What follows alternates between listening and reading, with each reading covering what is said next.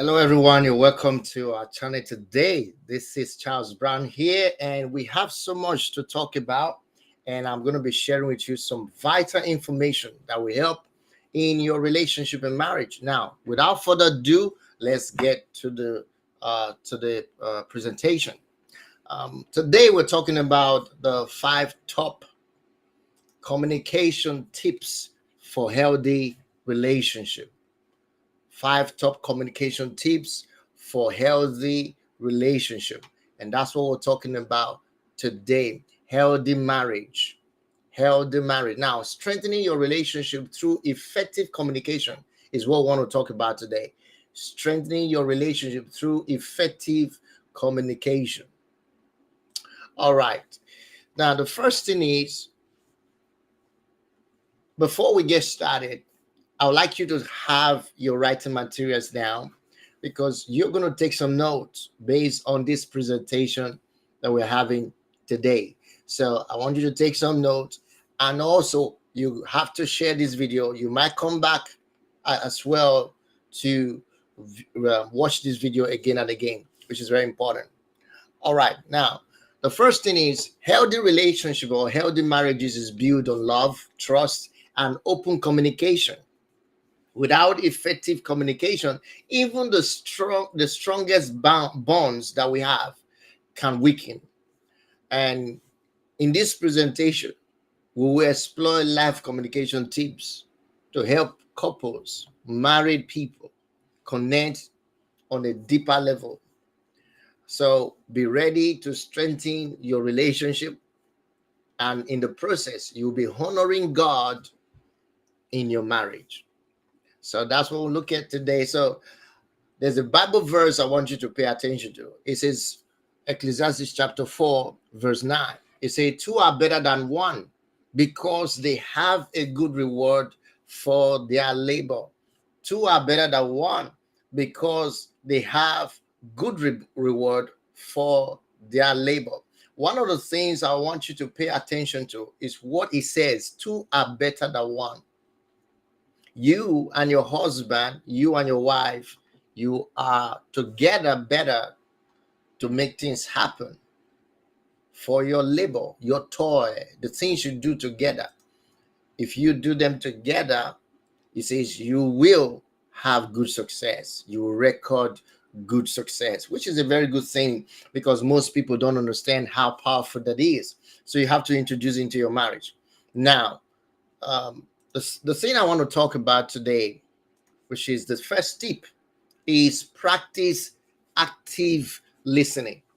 To create a good communication between you and your spouse, you must practice active listening. Most relationship, most marriages, they don't practice active listening. So to have healthy marriage, your communication must be an engagement of active listening where you actively listen to your spouse. Now, listening, according to what I wrote here, active listening means fully concentrating and understanding, responding, and remembering what your spouse is saying. It is about putting your own agenda aside and giving your partner undivided attention. I want you to mark that word, giving your partner undivided attention. Now, there are things I want you to pay attention to. Here's an advice for you. Maintain eye contact when you discuss with your spouse. When you are having a conversation and listening to your partner, you have to maintain eye contact. Because if you don't maintain eye contact or give them clear attention, you may have difficulty in trying to make them convince them that you're actually paying attention or listening to them. Avoid interrupting yourself or being interrupted, because we're talking about how to build healthy marriage through communication. One of the challenges of marriages today and family is lack of communication. whether between you and siblings, or you and your wife, you and your husband, you and your extended or immediate family. It doesn't matter. As long as there is no communication, then it needs to be fixed. And it will affect the relationship. It will affect the union and the bond in that relationship. And that's why you have to actually pay attention to the fact that this kind of relationship, it is something that you have to personally develop. So give your relationship an attention. When you communicate, when you talk with your spouse, you want to give them active listening. You want to be able to present yourself as one who is really listening. So you maintain eye contact. You have to maintain eye contact. It's very important to maintain eye contact. Avoid interrupting or being interrupted. Respond with empathy. And now that is very important, because a lot of people don't understand how powerful that is. You see, you need to respond to your partner with empathy. That means have a clarity of interest. Show that you are in their shoes.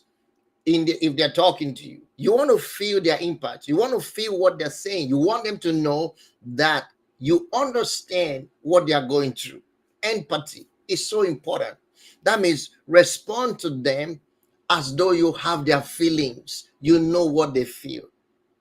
It's so important, because that's the way you can carry them along in your conversation, in your discussion with them. Very important to know that.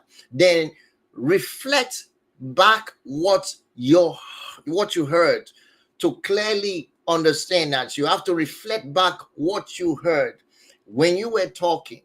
You like to pinpoint the statement. Sometimes you may say, oh, I thought you said this person came yesterday, and then he says, oh yes, I said so. So you want to be able to reflect back on what you heard, to clarify that you understand. Is very important. Reflect on what you heard. This is communication between you and your spouse. When you do this communication, you want to be able to refer or reflect back on what you're saying. It shows that you're paying attention. So active listening is the first tip that you will need in building a healthy relationship communication. So communication is important, but to get that effective communication going in your relationship, in your marriage, active listening is key. And that active listening is the first step. Now, I have a Bible verse I would like to read to you. Before then, let's look at a real life story.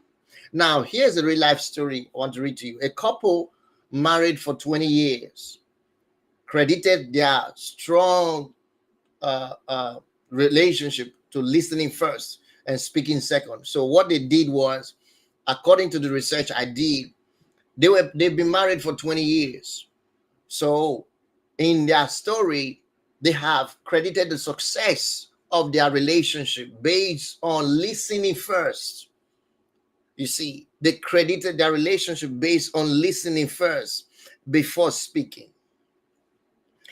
It's so important, especially when a woman, a wife, your wife or your spouse is talking to you regarding something that's interesting to them, a concern.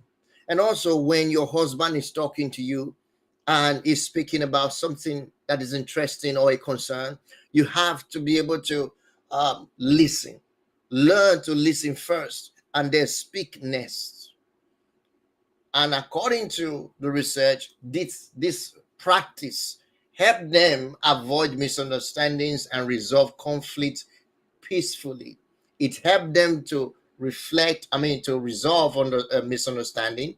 It helped them to resolve conflict peacefully. And that can be you as well. All you need to do is apply this Bible principle. Now, here's a verse of scripture I'd like you to read. Now, it says, everyone should be quick to listen. Everyone should be quick to listen. Let me take that off so you can see. Everyone should be quick to listen. You have to be quick to listen. It says everyone should be quick to listen and slow to speak, slow to become angry. That's Bible verse, James chapter number 1, verse 19. Everyone should be quick to listen, slow to speak. You see, you got to be slow to speak, but quick to listen.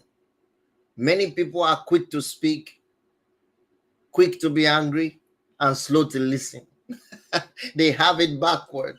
So we have a lot of people that have it backward. They are quick, to speak. They are quick to be angry, and they are slow to listen. So a lot of times we have marriages that are going through terrible times, difficulty because of these rules. They just break the rules. They just break the rules. They don't follow biblical rules like this, where he says everyone should be quick to listen, slow to speak. You see that? And then slow to become angry. In your marriage, this is a principle you have to practice. It's so important that you understand this. Active listening. To have a healthy, successful marriage life, you have to practice communication, effective communication. Number one tip, active listening. Learn to listen. Most women talk too much without listening. They have so many questions in their mind while they are talking. They want, when their husband is talking to them or their children are talking to them, they have so many questions. They are not listening. So they have questions to ask why their spouses is still talking to them. They want to talk over them. Don't be like that. You need to change that way of of um, of communication. Learn to listen. Pay attention. Active listening is the first tip I will share with you. Number one, that you must practice active listening. Learn to listen. Pay attention. Express your concern when you're being when someone is talking to you. Express your concern. It's very important you do. Okay, very important, very very important. Now, the next tip is express appreciation regularly. Effective communication. You need to express appreciation regularly. Express appreciation regularly. Now, appreciation in relationship and family lives and marriage is so important. Learn to appreciate each other. Learn to appreciate your spouse. Learn to appreciate yourself. Also, you got to learn to appreciate yourself, because it's important that you know that you are doing something, and you should know that, oh, I think I'm doing well. I can also appreciate myself. It's like loving yourself. So appreciate or express appreciation regularly to your spouse. It's so important. This is one of the key to effective communication and healthy in to have a healthy marriage life. So it's something that I'm practicing, and I want to encourage you to do the same.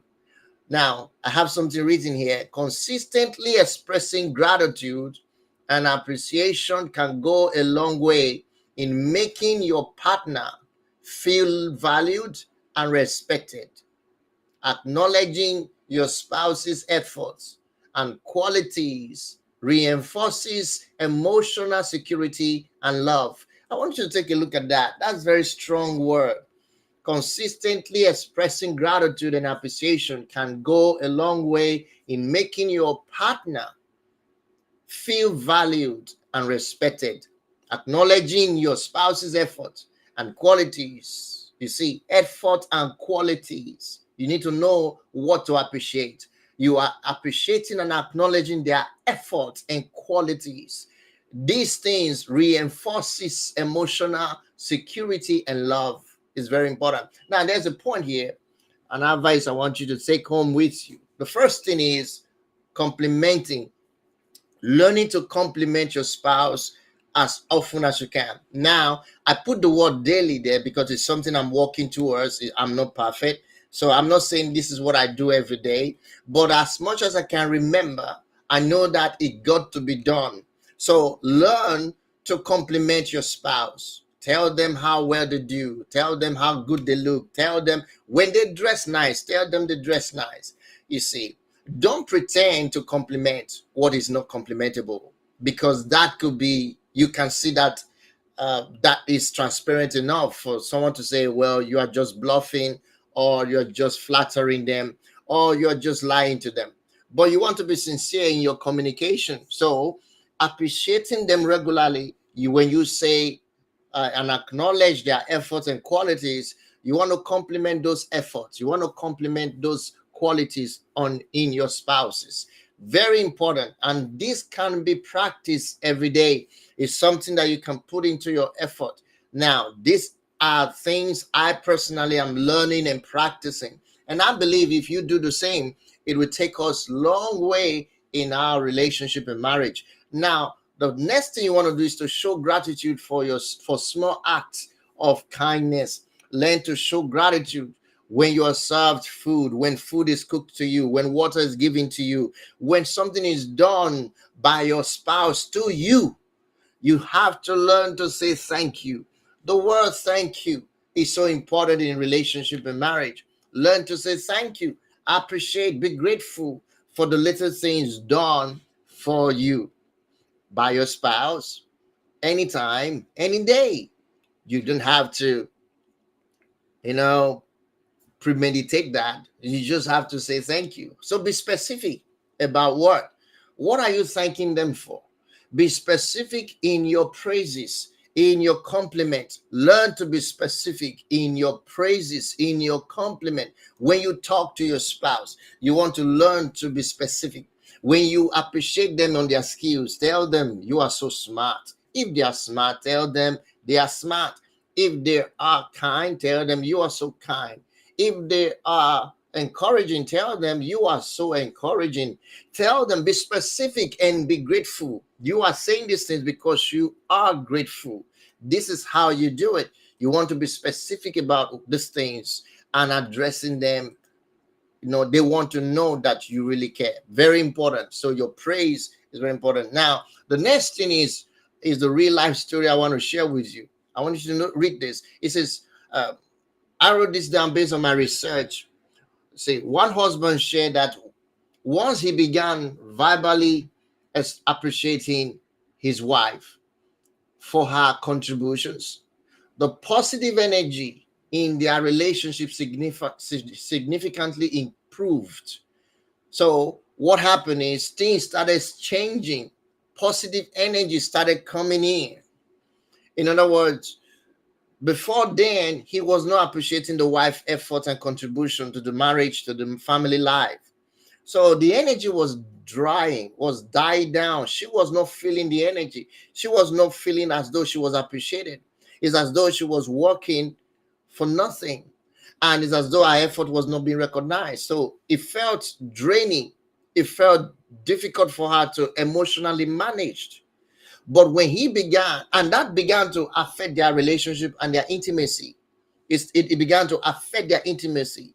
So this man decided to do what was right. According to his story, he decided to compliment the wife. He started complimenting the wife regularly. He says he did it by appreciating his wife for her contributions, and the positive energy in their relationship significantly improved. They both felt more appreciated and content. This is so important. Expressing appreciation is key. You got to learn to express appreciation. So the next point is the Bible verse I want you to see. Here is the Bible verse, and it's 1 Thessalonians chapter number 5, verse 11. Therefore, encourage one another and build one another up, just as you are doing. Encourage one another and build one another up, just as you are doing. He wants you to encourage one another. So as husband and wife, practicing encouraging one another. Do not wait for only you to be encouraged. Don't wait for just you to be encouraged. Don't always wait for one person for your wife to encourage you only without you encouraging her.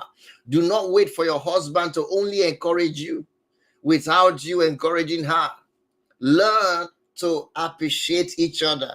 The Bible says, therefore, encourage one another and build one another up. You got to learn it. So we are meant to build one another up.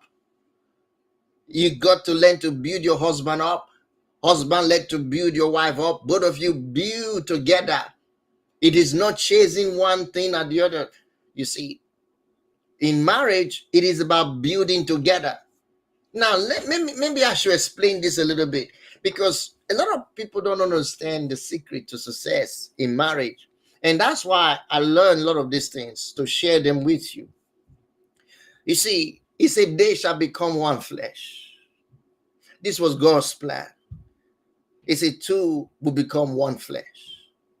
He told us that they will become one flesh. So when you get married, you become one. That's the only condition that makes you one with your partner in marriage, because you exchange your life together. You exchange your body. You exchange your soul. You exchange everything that you have through intimacy. That is where the exchange is made. And you become one. So in your life, in your marriage and relationship, whatever you do as couple, you're supposed to do together. You build together. You grow together. You learn together. You share together. You dream together. That's what we just read in that scripture. That's what we just read. Look at it again. It said, therefore, encourage one another and build one another up, just as you are doing. This is the verse. So appreciation is key. Appreciation is key. Learn to appreciate your spouse. Learn to be do this regularly. Practice it. Find something good about your spouse and thank them. Find something good about your spouse and appreciate them. Very important. Find something good about them and tell them. Find something nice that they do and share it with them. You got to practice this, because when you do this, it will help them realize that you actually appreciate them. Okay. Tip number 3. This is communication tip. I have 5 to share with you. So this is number 3. Be honest and transparent. Be honest and transparent. I have a written word there. Honesty is essential to trust and emotional intimacy in marriage. I want you to mark that, because many people don't know what brings trust and intimacy, emotional intimacy. Look at it. It's honesty, transparency. Honesty is essential to trust and emotional intimacy in your marriage. So you want to enhance your emotional intimacy, you want to enhance your trust, you got to be honest. You got to be transparent with your spouse. So being transparent with your feelings. Many spouses are not transparent with their feelings. Maybe I should talk about that in a moment. Many spouses are not transparent with their feelings. Something is wrong. Something is going on in your body, in your mind, in your emotion. You don't share. Your husband is trying to dig it out of you. Your wife is trying to dig it out of you, and yet you struggle to share. You got to learn to express your feelings. You got to be transparent with your feelings. You got to be honest with how you feel, because this is your life. This is your marriage. This is your home. When all the children are grown up and gone, you and your husband will be left alone to carry on with your life. So you got to learn to be transparent. You got to learn to be honest. We have to learn to share. Be honest with your spouse. Be transparent with what you have to share. It's so important. Whatever is going on inside you, learn to share it. Because you see, it fosters an atmosphere of trust and mutual respect. Even when things are difficult, you'll be able to experience an atmosphere of trust and mutual respect just by being honest and transparent. I have something else. Now, these are things I will advise you to do. Personally, share your thoughts and feelings openly. I like to be open. I like to be honest with my feelings. I like to be honest with my thoughts. Sometimes I struggle with it, but I know if I'm not honest, I will be endangering my relationship in the future. So for the best interest of everyone, I will openly and honestly express my feelings. So share your thoughts and feelings openly. Most wives don't do it, most husbands don't do it. And if you want to have an effective, successful, healthy marriage life, you must practice this communication skill. You got to practice this communication skill. It is needed. Share your thoughts and feelings openly. Don't hide it. Stop hiding your feelings. Husbands, stop hiding your feelings. Wives, stop hiding your feelings. Please stop it. Because the more you hide them, the more you are unclear in your commitment, unclear in your communication, and then you're making the marriage unhealthy for both of you. You're making it unhealthy for the entire house. And that is a fact. That is a fact. Research shows us that happens. Maybe look at this. You know, this was a true life story. Someone said a couple once struggled with trust issues and find healing after committing to total honesty. They find healing and restoration after committing to total honesty. They set aside time each week to openly share their thoughts, and this transformed their relationship. Can you imagine? Imagine you setting a time out every week to talk with your wife. Because everybody doesn't have the same schedule, I know. But as much as you are responsible and committed to your marriage, you got to find a way to create that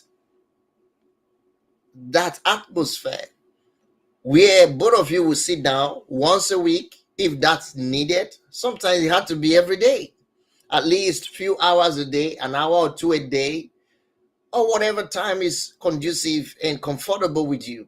But you got to plan it and say, you know what? If it's time for me and you as husband and wife, this is husband and wife's time where you share and talk and then express your feelings. Because there are certain things that your partner might be doing right now. He or she may assume that they are right, they are correct, they're doing the right thing. Whereas you are not happy with it. They are not happy with what you're doing. You wouldn't know until that door is open for both of you to communicate and share your thoughts. This is important. Very important.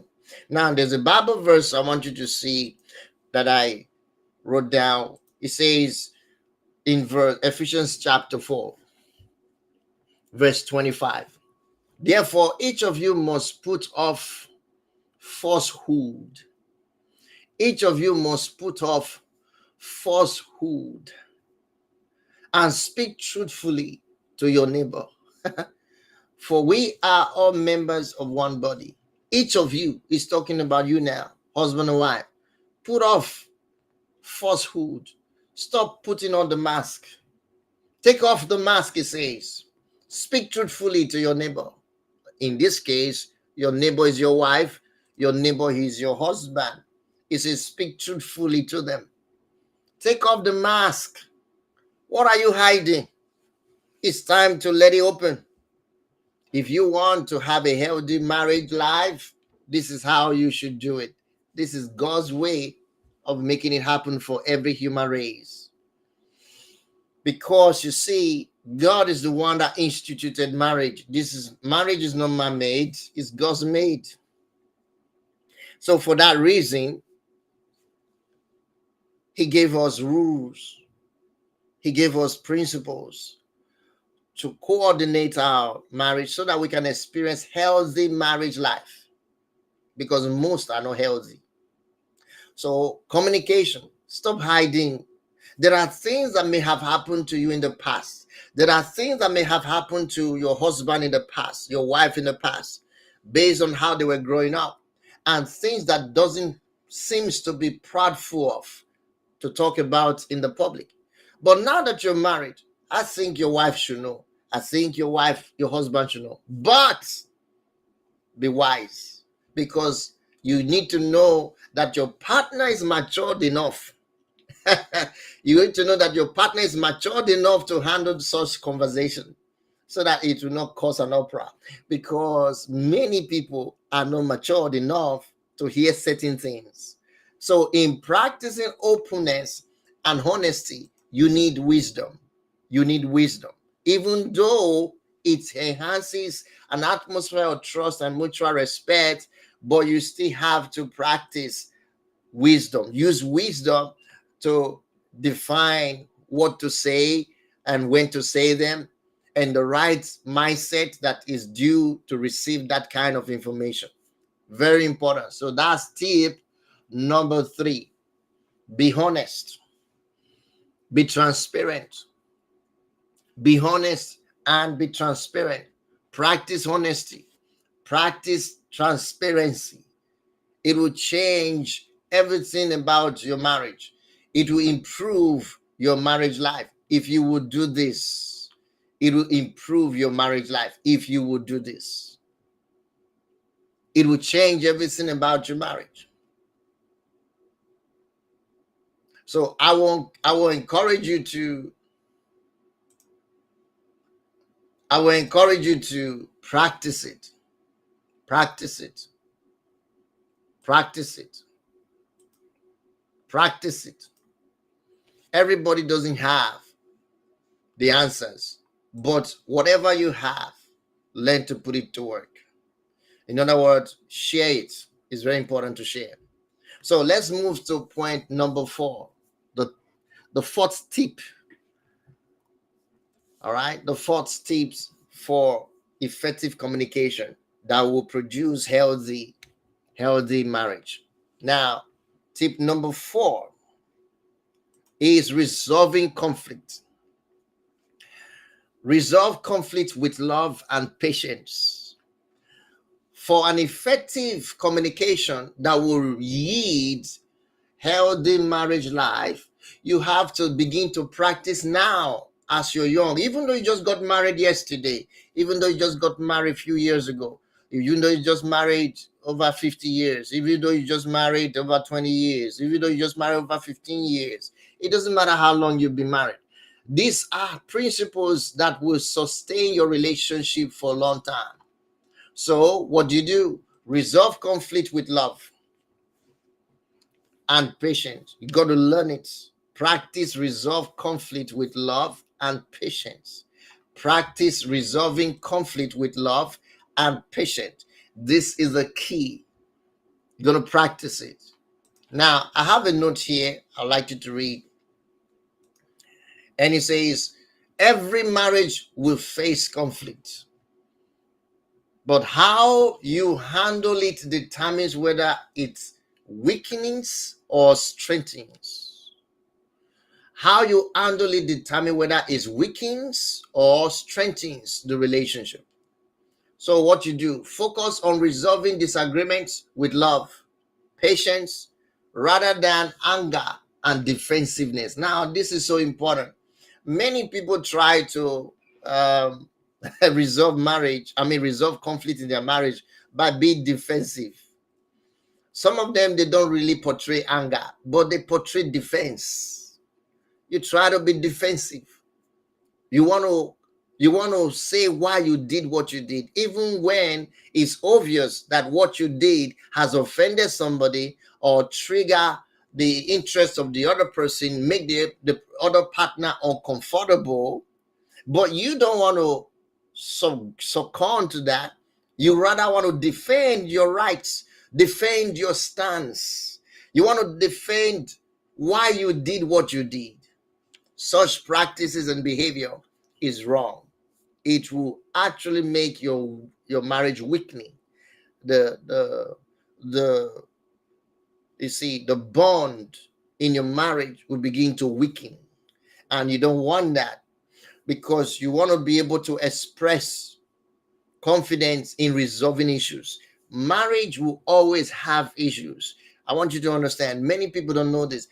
Whether you're married today, you're married 10 years ago, you've been married for how long, doesn't matter. If you speak to someone who have been in this industry of marriage for a long time, they will let you know that they had conflicts. There's no marriage without conflicts. In other words, there will be always be a home that will have issues. There is no home that doesn't have difficulties and challenges. But how you handle the challenges and difficulty is what shows your maturity. In the process of time, you need to use wisdom to handle conflicts and handle the challenges that come. And according to this tip, it's what you need. The conflict resolution, you have to do it with love. You have to do it with patience. Sometimes some resolutions based on the conflict would take a day or two for it to be resolved. Sometimes it will take few weeks for it to be completely resolved. But you see, as believers, you don't have it that long. You don't have to keep promote and postponing an issue that need to be resolved that long. So what you need is to do it with love and patience. So when you make an amendment, when you correct an error, this is conflict resolution now. When you correct an error, when you amend something, change a habit or try to correct a wrong habit, give it time for the person you try to correct and help, which is your partner. Give it time, let them process the whole thing. You see, give them time to process. Sometimes they need some time to process what you have said and then find a way to react positively and then produce an outcome that will be suitable for both of you. But also, you want to do it with love. So, resolving conflict with anger and quarrel is out of the table. If you want to have a healthy marriage, you got to learn to resolve every conflict with love and patience. Now, I will share some thoughts with you based on what I've written down. Take this advice from me. Take a break if emotional, or if you are so emotionally high. That's the word. If you are so emotionally high sometimes, I want you to take a break, because it's important to take a break when you feel high emotionally. You just take a break. You can shut yourself inside the house, take a walk, maybe go to the gym, walk to the park, take some fresh air, sit outside, just, relax. Because sometimes when you're talking with your spouse, you might be emotionally high. At that moment where you are running a high level of emotion, that frequency, you might say things that you didn't want to say. You might get to react the way you shouldn't have reacted. You might get to say things that you will regret. So for that reason, you want to take a break. That's the first thing you want to do. You want to take a break. It's something that I practice. I need you to, because it works. It's something that works. You got to take a break. Just breathe in. Sometimes I would just take a break in my head, in my mind. I'll take a break. I'll breathe in. And then that's it. And I'll be able to see exactly what I should see, and I will be able to respond the way I should respond. That's very important statement you need to take very seriously. The next thing is focus on the issue, not the person. Learn to focus on the issue, not the person. Because if you're focusing on the person, you will be judging wrongly. The issue is the problem, not the person. And now you will say, but it's the person that said what he said. It's the person that did what he did. I get it. But you see, every one of us has this thing that we are dealing with. It's called growth, maturity. Everyone is growing. Everyone is maturing. We are on the go. You see, you got to learn that we are not in the same pace in our growth. So therefore, one of us will slip. One of us will make mistakes. And for that reason, you got to focus on the mistake, not the person. Focus on the error. Focus on the issue, not the person. Because many couples end up focusing on the person and then destroying the marriage. If you focus on the issue, the problem, not, I'm not talking about dwelling on it in such a way that you're blaming everyone but yourself. Now I'm talking about what caused this. So you call your husband or your wife, what is actually causing this? Let's see the problem of this thing. You see, that's how to focus on the issue to resolve it. I'm talking about focusing on the problem to resolve it. Focusing on the issue to resolve it. That's what you want to do, and not the person. And when you don't focus on the person, then you avoid blaming the person. So you don't want to blame anybody, because focusing on them will actually put you in the state where you blame them. You blame them for the errors, you blame them for the things they said, you blame them for the things they didn't say. So when you focus on them, that's what happens. Every time you end up blaming your spouses for whatever happens, is because you're focusing on them, not on the issue, what has gone wrong, not them. You are focusing on them, not on what has gone wrong. So stop focusing on them. Focus on the issue to resolve it. Then seek solutions together, not blames. You see, I told you that's the only way it can work. If you only seek solutions together, not blame each other. So the only way to seek solutions together is to focus on the issue, not the person. So learn to separate the person from the wrong. Learn to separate the person from the sin, because everyone is growing, everyone is maturing, everyone have their pace, everyone they have their own level of understanding. We are all learning, we are all growing. So because of that mindset, you want to separate the person from the problem. You want to separate the person from their wrongs. You want to separate the person from their mistakes, and then come together. That's the only way you can come together to seek solutions without passing blames. So the last point there, which I advise you, is be willing to forgive, because people will offend you. Your spouses will offend you. Your husband, they will do. Your children will offend you. But you got to be willing. You got to be willing to forgive. You got to be willing to forgive. Doesn't matter what it is. Learn to forgive, because there is no amount of wrong in this world that does not deserve forgiveness. Otherwise, Christ wouldn't have forgiven you. If you were so perfect, if you were so nice and good, what about your grandfather? What about your great grandfather? Did they tell you what they did wrong? Have you ever read in the Bible how God passed the sin of their fathers upon the children and the fourth generations? I mean, fourth generation means 400 years. So let's look at your history. Let's look at your family history for 400 years. Are you saying that throughout the 400 years of your family history, none of them have done anything wrong so bad that God wouldn't need to forgive them or send Jesus Christ to die? Or they have done something wrong that, they have not done anything wrong that anyone should be seeking forgiveness from them? No, we have all done something wrong, including your grandparents or great-grandparents have done something wrong. And because of that, they may have done something terrible, worse than what you have ever done. So you are a bearer of those wrongs until Christ comes into your life, and then he forgave you. So also, irrespective of what your spouse do, I know some people quarrel about the infidelity. We're going to teach on that. We're going to share some thoughts on that and give some advice and counseling on that. And by the way, for those of you watching on YouTube, hit the subscribe button if you're enjoying this conversation. I want you to hit the like button. Also share this video if you're watching us on YouTube, because we're streaming live on YouTube. Now, this is so important for effective communication that will produce healthy marriage, healthy relationship. This is what you need. Resolve conflict with love and patience. And one of the criteria is to forgive. If you're going to do that, learn to forgive. You must come to the table of resolve.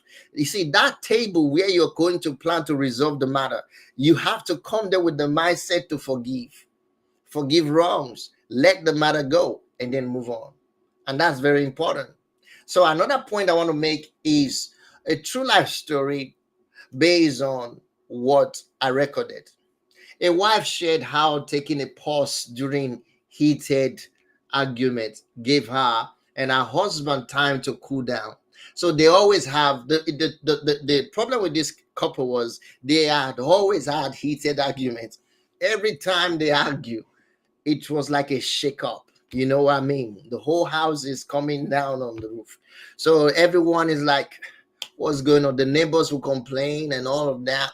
So someone advised because something got to change. They love each other, but the kind of love was still growing. That kind of love was growing and still being discovered. True love was being still discovered, but they quarreled and argue, and when they argue, the whole place is shaking. So what happened was the husband decided to say, you know what? Let's take a pause. Whenever we're arguing, we should be able to give ourselves a break. Whenever it is too much, it's getting too tense, let's cut it. Otherwise, it always lead to quarrel that lingered into uh, you know anger with that kind of frustration, and then someone have to leave the house and not come back till the next day. And there's malice, there's this kind of grudge hovering around, and that was going on. And the guy said, no, we have to find a way to stop this. And what they did was, whenever they're having heated argument, he would be the first person to say, you know what? Okay, I'm going out. I can't take this. I'm going out. Let me go I'm going to take some fresh air. I'm going out to take the fresh air. I'm going out to do this. So they started using that to help them. And it actually helped calm down. It allowed them to approach disagreements with clearer head, because they have to clear their heads and calm their hearts. So this actually helps when it comes to resolving conflicts. It doesn't matter what you're going through, it doesn't matter who you're dealing with. All you want to practice is learn to actually pause. If you are having heated argument like this couple did, they actually learn to pause. So there's a Bible verse I want to share with you on that. And that is the Bible verse. It says, above all, love each other deeply. Love each other deeply, because love covers a multitude of sin. And that's First Peter chapter 4, verse 8.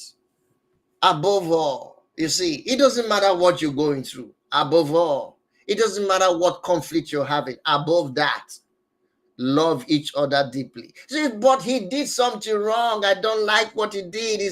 He offended me. He said certain things that he shouldn't have said. Above all, you see, above all of that, he's telling you, above that, what you do is a love each other deeply. Now, if you will practice what I'm sharing with you, it will actually cause a change. It will bring joy into your life. It will bring hope into your home. Irrespective of the fears and the concerns around you right now, if you will practice this, you see, love each other deeply. Above all the quarrels, above all the, he said, but he didn't. I greeted him, he didn't answer.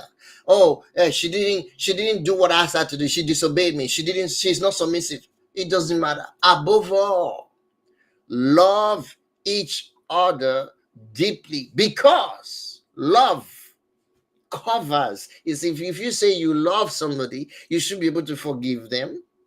Come on. If you say you love somebody, you should be able, but you say, well, there are some things that is unforgivable. There is nothing that is not. Let that be for the devil to be talking about, not you. There is nothing that is unforgivable. That's a lie from the pit of hell. When someone says, well, there's something that is unforgivable. No, there is nothing that is not forgivable. Every sin, every wrong is forgivable. How? Because Jesus forgave every one of us. Yes, he forgave the criminals, he forgave the thief, he forgave the robbers, the bandits, he forgave the murderers. What worse can you name than taking a life? But Jesus forgave. Did you notice the two robbers on the cross? He forgave them too. So there's no one that can be forgiven. So love each other deeply. And if you love them, then let your love forgive. Let your love cover their sins. Let your love speak for them. Do not look at their sins. Don't look at their wrongs. Okay. The Bible says that love does not keep records of wrong. Okay. First Corinthians chapter number 13. Go read it from verse 4 to verse 9. Read it. Love does not keep records of wrong. So that means love actually covers sin. It covers wrong. It's overlook wrong. You got to practice that in your relationship. That is needed. You see, that is needed. Now, let's move to tip number 5, the last tip for the day. Now, tip number 5. What did he say? Prioritize time together. This is great, where you have to prioritize time together. So the first thing is understand that time is needed. In today's busy world, it is easy for couples to drift apart if they are not intentionally about it, because many of them are not intentional. Many couples are not intentional. So you've got to be intentional about spending quality time together. Prioritizing time together fosters deeper connections and allows for better communication. I need to dwell on this in a minute, because you see, couples need to understand why God said you shall become one flesh. It takes a lot of work to become one flesh. Did you notice? He said they shall become one flesh. They shall be one flesh. He said, for this reason, a man shall leave his father and mother and shall cleave unto his wife, and they shall be one flesh. They shall be one flesh. In other words, is a becoming. It is a becoming process. That oneness is something that you develop through the marriage process. It's something you actualize through intentional commitment. So you got to be intentional together. Set time together. Create time to be together. Create time. Once in a while, spend that quality time. Because if you don't, time will put you apart. That's the problem. If you don't create time to be together, that same time that you don't have, that you haven't created to bring you together, that same time will be the one to put you apart. It's something that you have to understand. Because you see, if you are intentional about spending quality time together with your spouse, intentional, that means you got to plan it. There are a lot of things that will take your attention away. There are a lot of things that will distract you. There are a lot of things that will say, no, you don't have the time though. But you got to be intentional. So prioritize time together, because when you do, it fosters deeper connection. See, you want to have a deeper connection with your spouse, create time together. Don't let the children take the time from you. Don't let your job take the time from you being together with your spouse. Don't let your business take the time away. Don't let the internet take the time away. Do you understand it? You got to be intentional, because there are so many things that would like to take that time away from you. But create it, prioritize it, and this will help. Here's my advice. Number 1, I share with you that schedule regular date night. Now, this is something that I personally need to discover. I'm working on that, because I've never implemented scheduling date night. I don't think I've ever done date night personally. So it is something I have to be honest, because this is honest platform. This is not that I have to tell you that I'm practicing everything. These are personal research that I have in my archive that I'm practicing every day. I'm not a perfect person, but I know these are principles that work for others. I've done research, reading materials, and I see that this thing works. And I thought, wow, how can do this? We can do this. So that's the reason you need to understand that there are some things that it will work for you. Sometimes it may not work for everyone. Not that having a date night, regular date night, work for everybody. I don't think it works for everybody. There are those who will work for. So whatever it is that works for you, do it. So if you can practice regular date night, for instance, if you have children, how are you going to practice regular date night outside the house? Except you have to practice it after the children are gone to bed. Then you can do that in your room, in your house. But you can't leave your children at home if you're young and then start practicing. Do you know what I mean? Except you have somebody who will be taking care of them, child care, to handle that. But again, whatever works for you, that's what I'm trying to say. So I'm not saying that this must be something you must do, but whatever, if it works for you, then practice, schedule regular date nights with your spouse where you spend time together and talk, and then create free tech zones. In other words, there should be a time where you are not using your phones with your, I see you're with your spouse, with your husband, you're not on the internet, you are not always scrolling on the phone. You want to create that time whereby no technology. In fact, the phone should be on flight mode. I mean, no technology at all. You want to be able to do that. Engage in shared hobbies and interests. So in that conversation where you get together, you want to engage in something that interests your spouse. You want to talk about what interests both of you. And wives should be able to ask their husband questions about what interests them, or talk about what they've discovered in their husbands. What husbands should be able to talk about what they discover about their wives, some habits, attitude, behavior, good or bad, whatever it is. You want to be able to come up with these things and discuss it and share. Talk about money. If this money is the issue, talk about it, and how can we resolve the money problem? How can we overcome it? What can we do together to make more money? You talk about these things, because if you don't create that time for it, time will put you apart from those things. So pray together as a couple. Pray together as a couple. Learn to pray together. Husbands, learn to pray for your wives. Wives, learn so much. Wives, I need to emphasize on this so much. Wives should learn to pray for their husbands. Oh, you must learn to be a praying wife. There's so many things that takes to build a house according to the Bible. The Bible says, with our hands, a wife builds. With wisdom, a wife builds a house. A woman builds a house with wisdom. It said, but with her mouth, she tears it down. So be a builder. Instead of tearing it down, build it up with your mouth. Learn to pray. Pray for your children. Pray for your husband. Pray for everything that concerns your home, because you are also a priest of your home as well, as much as your husband is. That's very important. And then here is a couple who had grown distance.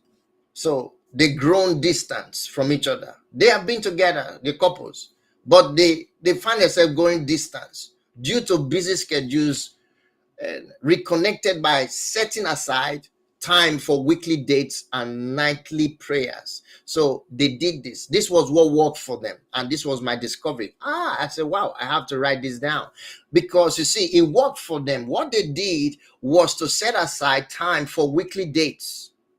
And then they set aside time for prayers. They spent time to pray. And because of that, they were able to rekindle their bonds and strengthen their communication. And that may not work for everybody, but find what will work for you. You see, I'm just giving that as a true life story, just to help you know that there is a way. You can't just stay there and say, oh, it doesn't work for me, so I'm not going to do it. No, it will work for you if you put in the work. So I will encourage you to put in the work so that it will work for you. So the next point is the prayer Bible verse that I put up here. It will help you to pray, because this Bible verse is so important. It says, so they are no longer two, but one. You hear me quote it earlier, but one flesh. Therefore, what God has joined together, let no one separate. Don't even let your tight schedule separate it. Don't let your children separate you from your husband, separate you from your wife. Sometimes we need to understand that there is a difference. Listen, there's something I need to tell you. There are some people, what is separating them? I mean, I'm talking about spouse, husband and wife. What is separating them to being united and be committed and intimate is their children. Most of them is their job. Most of them is their friends.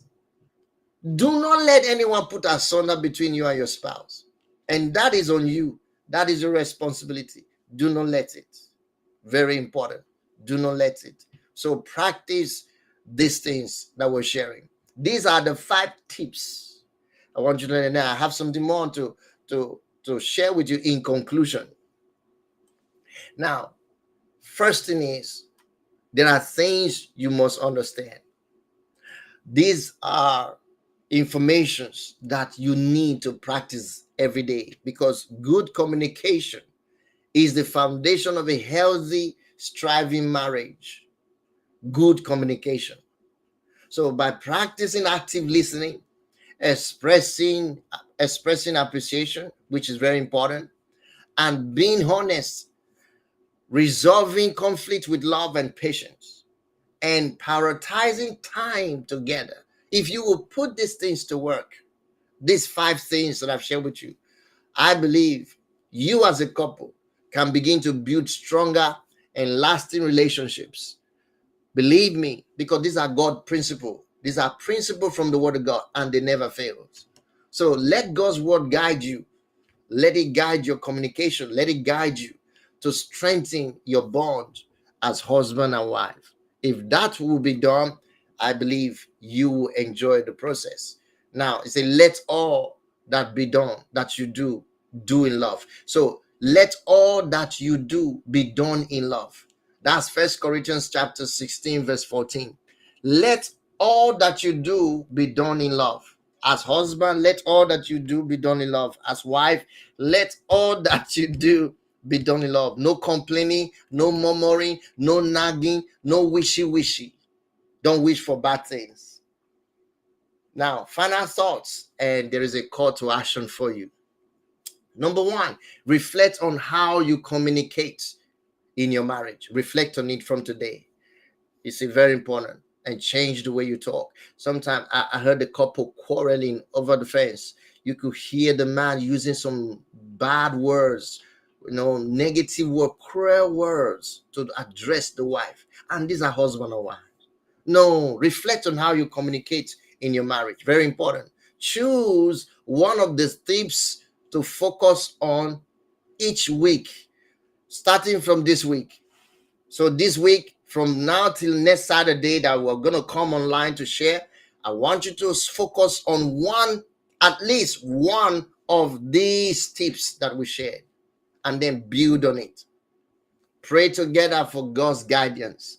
Spend time to pray together. Call your wife or your husband and pray together in your relationship. Learn to do it. Pray with the kids also.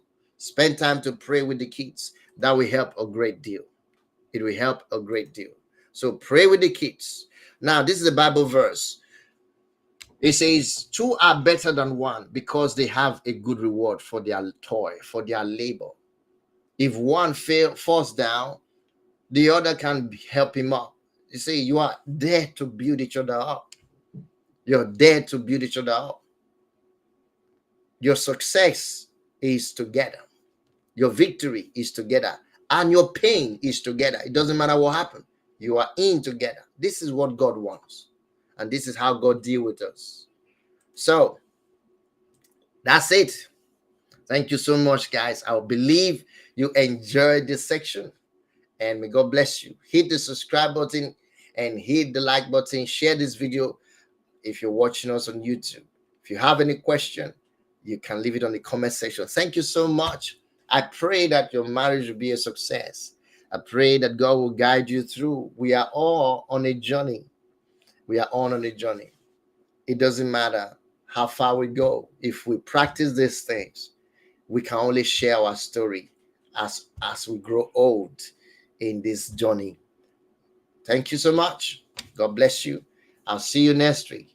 Until then, have a beautiful evening. Bye for now.